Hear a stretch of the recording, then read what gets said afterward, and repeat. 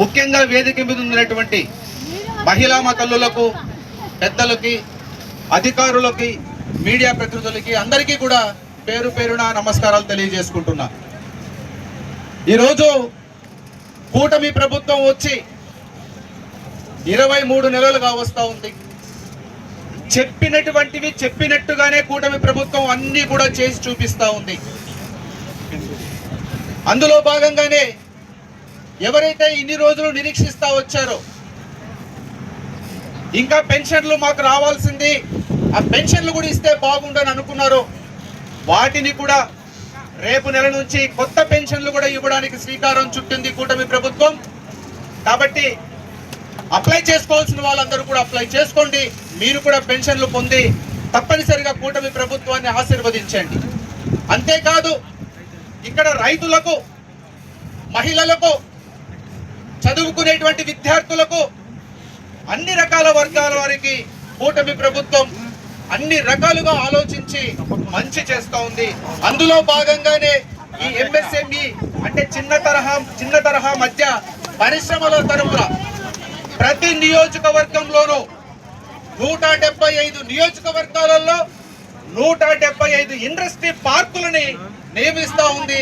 అందులో భాగంగానే ఈరోజు ఇక్కడ కూడా ఒక ఇండస్ట్రియల్ పార్క్ రాబోతా ఉంది.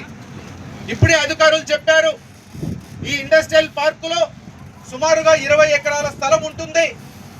అప్లై చేసుకున్న ప్రతి ఒక్కరికి సుమారు 5 సెంట్ల జాగా ఇవ్వడం జరుగుతుంది.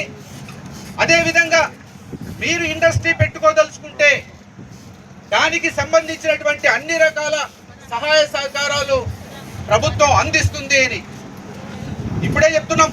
అమ్మ మహిళలు, మీరు నిజంగానే గతంలో చంద్రబాబు నాయుడు గారు డాక్టర్ అని మీకు ఒక వరంగా ఇచ్చి లక్షాధికారులను చేస్తానని మహిళలు అన్నారు. అన్నట్టుగానే డాక్టరాల ద్వారా ఈరోజు మీరు లక్షల రూపాయలు లోన్ల రూపంలో తీసుకుంటూ మీరు దాని తరపున ఆర్థికంగా ఎదుగుతూ తిరిగి దాన్ని సక్రమంగా కడుతూ ప్రభుత్వానికి కూడా మంచి చేస్తూ ఉన్నారు. ఇప్పుడు ఈ పరిశ్రమల్లో కూడా మీ చెయ్యి ఎక్కువగా ఉండాలి. మీకోసం ఈ చిన్న తరహా పరిశ్రమలన్నీ కూడా రాబోతా ఉన్నాయి. ఖచ్చితంగా ఆలోచించండి. మీ చేతనైన పని ఏదైనా సరే, అది ఒక కుట్టు మిషన్లు సంబంధించినటువంటి బట్టల ఇండస్ట్రీ పెట్టుకుంటారా, లేదా ఒక పేపర్ ప్లేట్లు సంబంధించిన తయారు చేసే కాఫీ టీ కప్పులు తయారు చేసే ఇండస్ట్రీ పెట్టుకుంటారా, అది లేదంటే ఇప్పుడు ఆర్గానిక్ గా తినేటువంటి ఆహార పదార్థాలు తయారు చేసేటువంటి ఇండస్ట్రీ పెట్టుకుంటారా? మీ చేతిలో ఉన్నది ఆలోచించండి, అధికారుల్ని సంప్రదించండి. దీనికి కావలసినవన్నీ చక్కగా వాళ్ళు మీకు వివరిస్తారు. ఖచ్చితంగా మీరు కూడా ఒక ఇండస్ట్రీ పెట్టండి, మీరు 10 మందికి ఉద్యోగాలు ఇవ్వండి. అసలు దీని యొక్క ముఖ్య ఉద్దేశమే రాష్ట్రంలో నిరుద్యోగ కొరత తీర్చాలి. ఒకవైపేమో పరిశ్రమలు తీసుకురావడానికి కూటమి ప్రభుత్వం అహర్నిశలు కృషి చేసి ఈరోజు అన్ని ప్రాంతాలకు సమభాగంగా పరిశ్రమలు తీసుకొస్తున్నారు.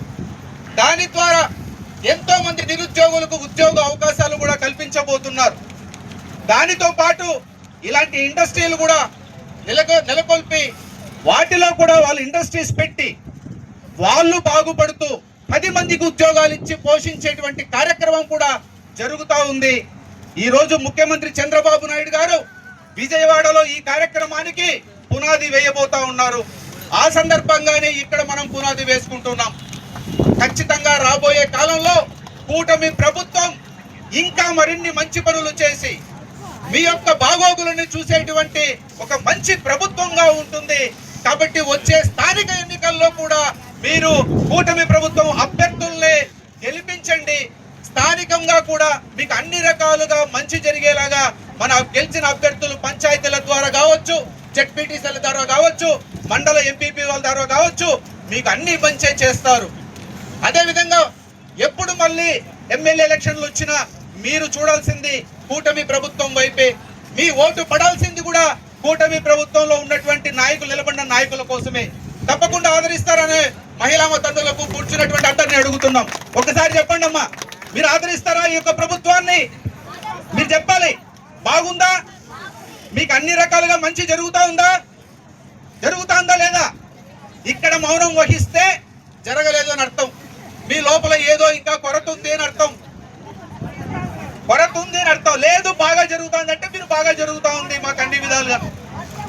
బాగుందా? కొరత ఉంది. ఏ కొరత ఉంటుందమ్మా? పెన్షన్లు రాలేదనా? అది ఎప్పుడమ్మా? ఎన్నాళ్ళైంది ఇది కట్ చేసి? అట్లా కాదు, పెన్షన్ నిన్ను కట్ చేసిండేది ఎప్పుడు? మేడం ఉండండి ఒక్క నిమిషం. 5 ఏళ్ళైంది. ఓకే, మా ప్రభుత్వం కాదు తల్లి, అది చీప్ పార్టీకి చేసిన పని, మేం కాదమ్మా. మేము వచ్చి 2 ఏళ్ళు అయింది. నీకు మళ్ళీ పెన్షన్ ఇప్పుడు అప్లై చేసుకో, రేపు నెలలో రాబోతున్నాయి. నువ్వు ఖచ్చితంగా అర్హురాలువైతే నీకు పెన్షన్ వచ్చి తీరుతుంది. కాబట్టి మీ అందరికీ మంచి చేసే వరకు ఈ ప్రభుత్వం నిద్రపోదు అనేసి మీ అందరికీ మళ్ళీ తెలుపుకుంటూ ఈ అవకాశం ఇచ్చిన ప్రతి ఒక్కరికి పేరు పేరున కృతజ్ఞతలు తెలియజేసుకుంటున్నాం. జై హింద్, జై కూటమి ప్రభుత్వం.